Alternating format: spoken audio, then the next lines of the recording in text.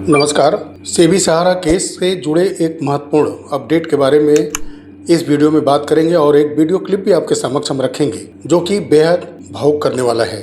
सेबी सहारा case जो कि supreme court के अंदर एविडेंस के बलबूते लड़ा जा रहा है और उसमें रेगुलेटर एजेंसीज हों, चाहे सहारा ग्रुप की तमाम कंपनी हो, निवेशक हों, कर्मचारी हों, सब अपनी अपनी तरफ से एविडेंस के साथ कोर्ट में पहुँचे हैं। लेकिन आज सुनवाई के दौरान जबकि सुप्रीम कोर्ट के अंदर लगभग सभी लंबित मामलों को जो कि 2011-12 से लगातार चलते आ रहे थे, सबको चुन करके उनके कैटेगरी के हिसाब से सबको क्रमबद्ध किया गया था ताकि बहुत सारे केस को एक साथ सुना जा सके और एक जैसा पिटीशन जो भी है, आईए जो भी है, उस पर त्वरित ऑर्डर जारी किया जा सके। महत्वपूर्ण सुनवाई शुरू हुई।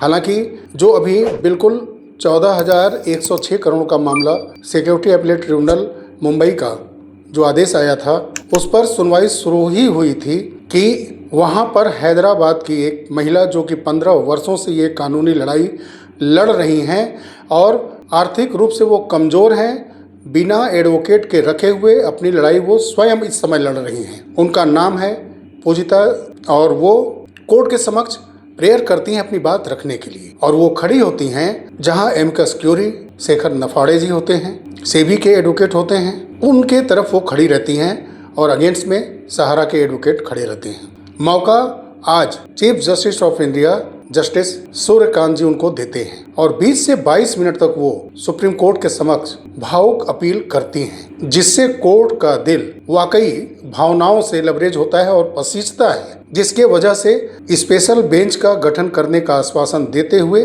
केस को लिस्ट किया जाता है और हो सके तो आने वाले समय में ये केस लगातार भी सुना जा सकता है। कोर्ट के अंदर सभी लोग उन पूजनीय महिला पूजिता जी का स्पीच सुन करके भावुक हो उठे। उस महिला पूजिता की कुछ वीडियो फुटेज हैं, उसको आप देखिए।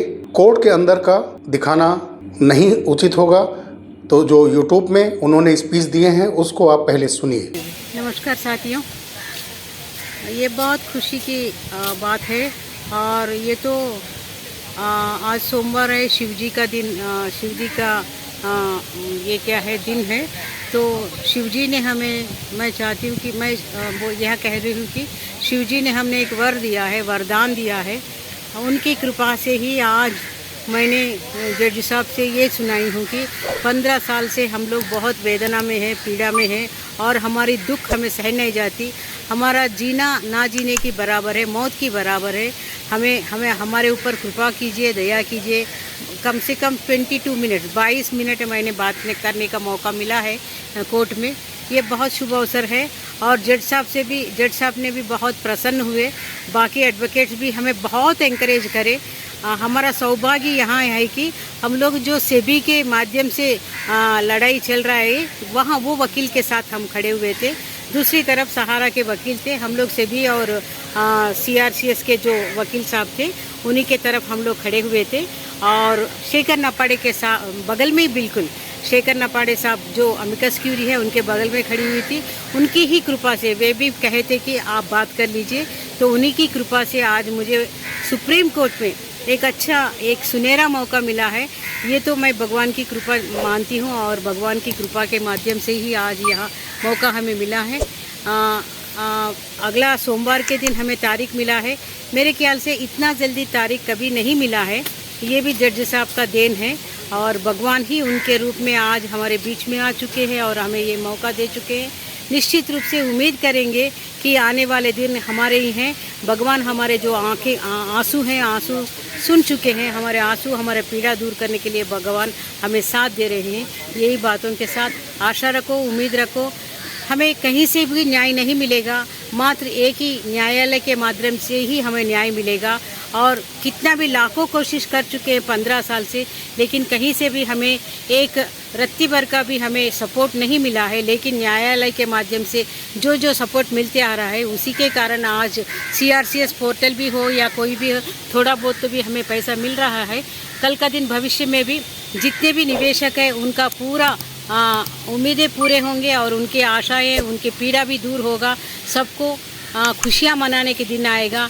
बहुत जल्दी ही हम लोग खुशी मनाएंगे और एकजुट होकर हम लोग आगे बढ़ेंगे। नमस्कार। पूरा वीडियो आपने देखा और अपने 15 वर्षों के बारे में जिक्र किया। कहते कहते उनके आंख से आंसू आ गए। कोर्ट के अंदर मंगलसूत्र तक अपना उतार दिया उन्होंने कि अब इसके अलावा कुछ नहीं बचा है। वो एक महिला हैं जो हैदराबाद की पूजिता जी हैं। न जाने करोड़ों निवेशकों के घरों में ऐसी महिला होंगी जिनकी हालत ऐसी ही होगी, और इसका कारण सिर्फ और सिर्फ सहारा ग्रुप या सहारा ग्रुप जैसी इस देश के निर्मम कंपनियां हैं, जो निर्ममता से, कठोरता से पूरे देश से लालच, लंबे रिटर्न का वादा करके पैसा ऐंठ करके अपना जेब भर चुकी हैं और लचीले कानून के वजह से वर्षों से केस लड़ते आ रहे हैं। हमारे देश का जो लॉ है, कॉन्स्टिट्यूशन के अंदर जो लॉ अमेंडमेंट किए जाते हैं, ये कम जिम्मेदार नहीं है। ऐसी कंपनियों को मौका देते हैं, लंबे समय तक अमेंडमेंट हुए कानूनों का हवाला देते हुए केस को लंबा खींचते हैं, निवेशकों को प्रताड़ित करते हैं, कर्मचारियों को भी प्रताड़ित करते हैं, और इस पूरे सिस्टम को जैसे लगता है कि वो खरीद चुके हैं, अपने पैर के जूते के नीचे रख के चलाते हैं। इस तरह से कानून का मजाक उड़ाते हैं और वर्षों तक मखौल उड़ाते हैं। इस पूरे सिस्टम के साथ मिल करके गरीब निवेशकों का, वर्षों तक मेहनत करने वाले कर्मचारियों का, ईमानदार एजेंटों का ये मखौल बनाते हैं, मखौल उड़ाते हैं। चलिए साथियों, हालांकि कोर्ट आज भावनाओं में आकर के इस केस की सुनवाई के लिए स्पेशल बेंच का गठन, और हो सकेगा तो लगातार सुनवाई किया जाएगा सहारा से भी मामले को। लेकिन आप भी जानते हैं कि कोर्ट एविडेंस से ही चलता है, कॉन्स्टिट्यूशन बुक के अंदर बनाए गए एक्ट से ही चलता है और सामने रखे गए स्पष्ट साक्ष्य से चलता है। तो उम्मीद करते हैं कि जो 20 जुलाई से लगातार सुनवाई इसकी होने की उम्मीद है, लगातार भले न हो, लेकिन अगर हफ्ते 10 दिन पर लगातार अगर इसकी सुनवाई चलती रहती है क्रमशः, तो भी बहुत बड़ी बात है और बहुत जल्द इस केस का पटाक्षेप हो जाएगा, सुनवाई पूर्ण होगी और एक ऐसा जजमेंट की उम्मीद हम करते हैं कोर्ट से कि करोड़ों निवेशक, लाखों कर्मचारी, एजेंट, प्रमोटर्स सभी के चेहरे खिलेंगे और सबका पेमेंट का रास्ता साफ होगा। सहारा ग्रुप और अडानी ग्रुप के प्रॉपर्टी डील को भी हरी झंडी मिलेगी और निवेशकों का पैसा वापस होगा। हालांकि अभी ऑर्डर की कॉपी अपलोड नहीं हुई है और कई ऐसे मामले हैं जिसमें केस की नेक्स्ट हियरिंग की डेट भी लिस्टिंग नहीं हुई है। लेकिन एक स्पेशल ऐसा मोमेंट था कोर्ट के अंदर जो मैंने आपके साथ साझा किया, और जैसे ही ऑर्डर की कॉपी और नेक्स्ट हियरिंग की कई केसों की डेट सामने आएगी तो वीडियो के माध्यम से मैं आपको अवगत अवश्य कराऊंगा। साथियों, मिलते हैं अगले वीडियो में, तब तक के लिए नमस्कार। जय हिंद, जय भारत, वंदे मातरम।